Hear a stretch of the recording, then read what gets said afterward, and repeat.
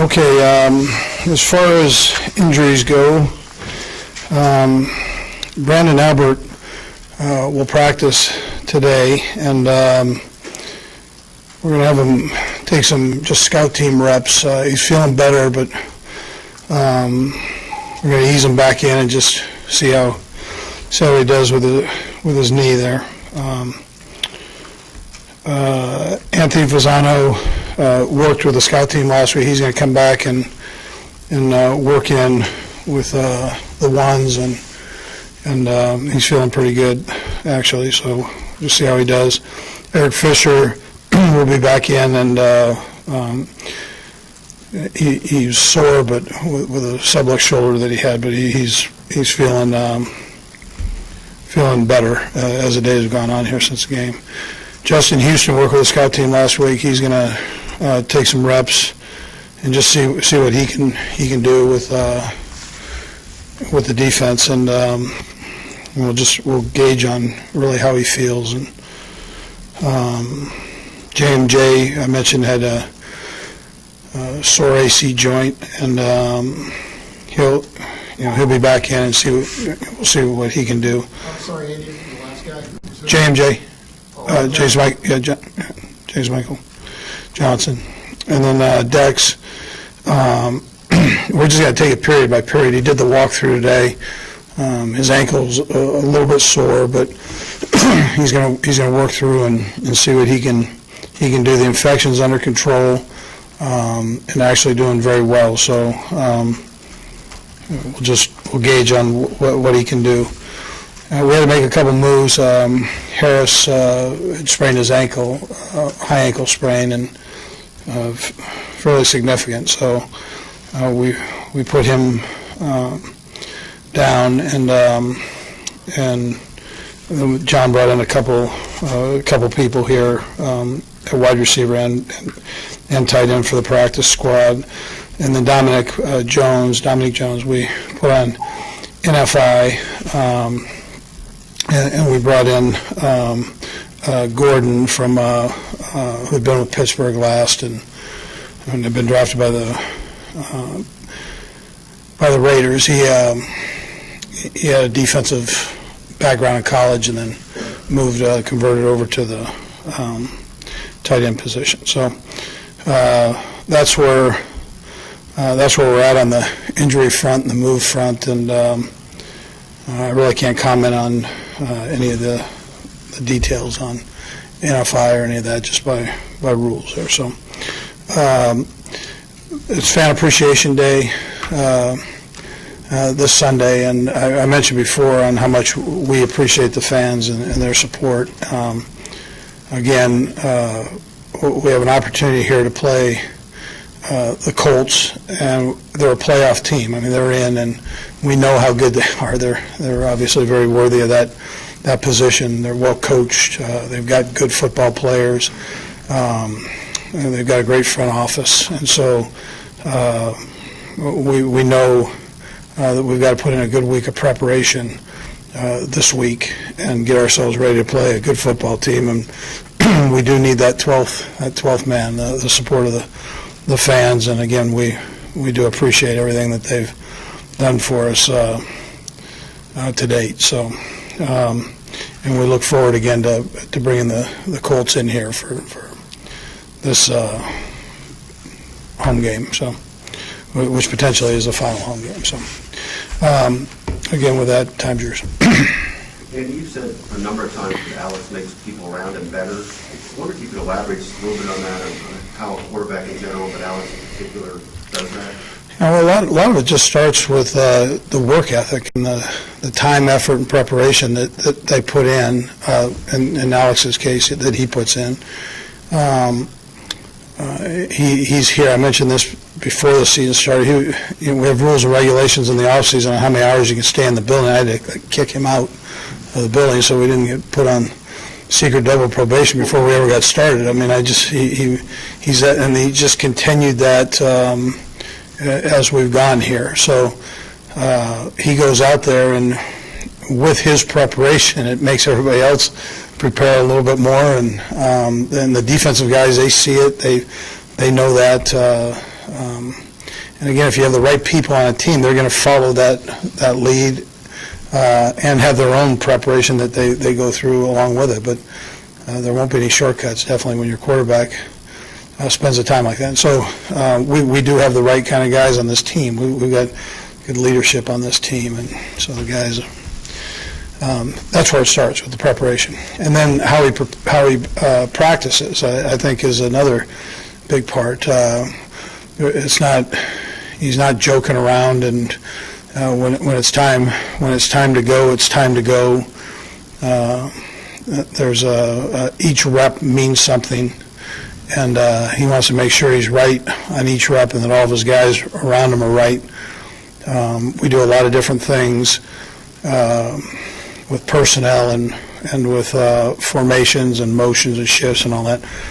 And so you have to have the capacity, you have to have enough gigabytes to handle all that, but at the same time you've also got to be able to execute it in that short period of time out there, and he's able to do that and get people lined up where they need to be. He's a great communicator that way. So, and then inevitably it comes down to your play also. That's another part of it. And so to be a leader and to be able to demand from people and yourself, you've got to also be productive, and he's been able to do that. Coach, Jamal Charles, player of the week. Does he come forward and surprise you? Well, you keep reminding me of these player of the week, so I'm not very good at that, but he was the AFC Offensive Player of the Week, and he does. He just he's obviously very valuable to this team, and I appreciate probably most on how he comes to work every day and the attitude he brings. He wants to get better every day, demands a lot out of himself.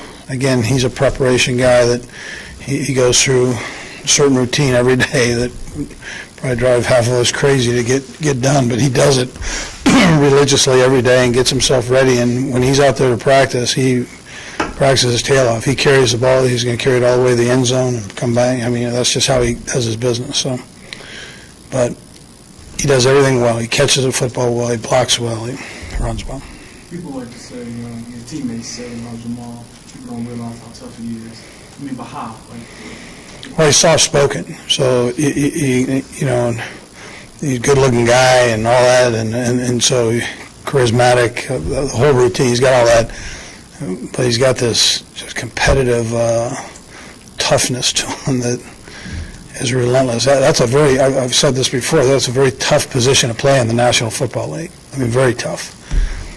And you take a heck of a beating, and on Mondays you're just not, it's tough to get out of bed. And so he handles all that, but he makes sure he takes care of his body, he trains, he eats right, he does all those things.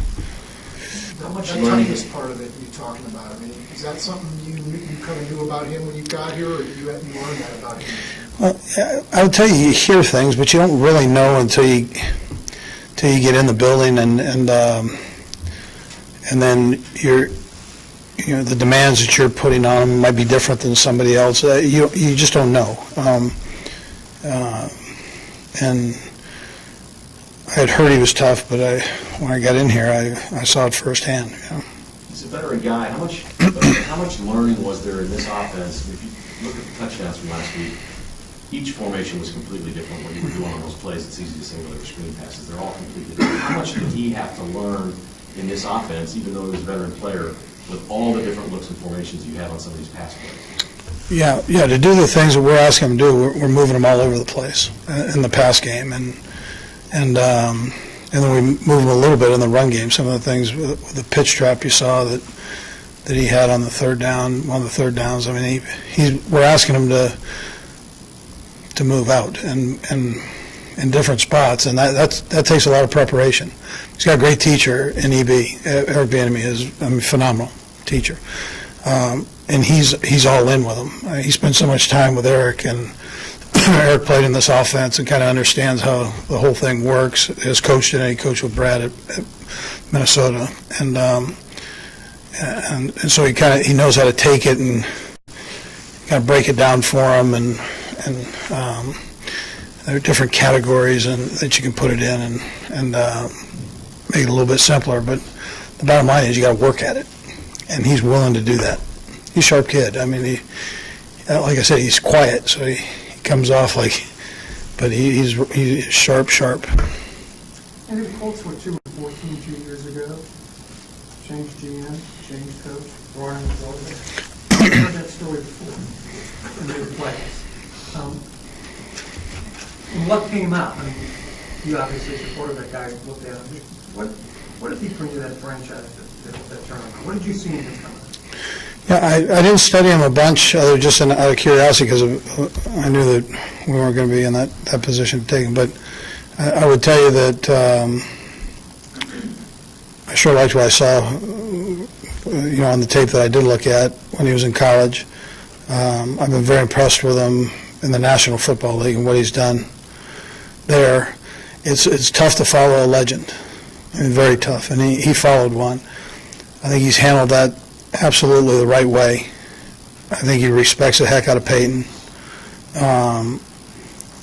but then he knows he's going to put his personality on it. And he doesn't brag about it or step out of line with that part of it, and that's easier said than done. And I think you saw that when they went head to head with each other, and he had the ultimate respect there. So I think he's got a good feel for things. Not only a good football player, but a good feel for the profession. You kind of beat me more to the first 9 weeks. Following, I'm sure you didn't have to tell him to get away, to go rest up. But when he came back, did you kind of see like a little more juice there? Like did it seem to you like he did him a lot of good? Jamal. Jamal's a family guy, and he has the kids, and I know he enjoys spending time with them and getting away. So what might seem like downtime when you're juggling kids can be almost more demanding than the job. So I think he enjoyed that time with them, but I think he enjoyed coming back too. Andy, the first half of the season, your offense at times got things done. But here in the last month, it's been more productive, more consistent. Is that just the familiarity of player to player, player to scheme, you to player, the whole thing? Yeah, that's a good question. I think you're right on that. I just think the more you play together, more familiar you become with each other within the system, the routes, and that you're being asked to do, the blocking schemes, protections, all those things.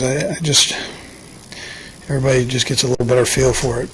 And the main thing is they didn't hang their head when things weren't necessarily going right. You'd see spurts where we'd finish a game strong and kind of start slow, finish strong, but the guys didn't get frustrated. They showed you that at that time, and they've kind of maintained it with the big picture things. They've hung with it, and I mean, is every game going to be, a big scoring game? No, that's not how it works in this league. That foundation that they established way back was an important one. It seems like the road marker on this was the bye week. The offensive discussion during the bye week was given the extra time to take a look at it and so forth. How did you come into that next game feeling about what you wanted to do? Well, certainly the coaches broke down all the plays and tendencies, and we went through all of that and tried to find out what we were the best at over the first 9 weeks. Maybe exploit that, run it a little bit more. At the same time, still try to get better at some things that you need to balance out the other things. And so we went through that process. Things clicked a little bit more after the bye. But I thought we used our time well during the bye from a coaching staff standpoint. And then also I think the coaches were able to communicate that to the players. And, these guys are professionals. They're the best in the world at what they do. So it's important that you try to get them in the right position and exploit their talents. And maybe we've done a little better job with that over the last couple of weeks. Last two. Coach, now that you're in the playoffs, does your approach to this game against the Colts change any more than you typically see them again down the line? No, it doesn't. No. I think you prepare yourself the same way. And we respect the heck out of the Colts. They're a playoff team. And I said worthy of that. They're very worthy of that. And now you go get yourself ready to play 4 quarters of good football. And if you play them again, then you get yourself ready again.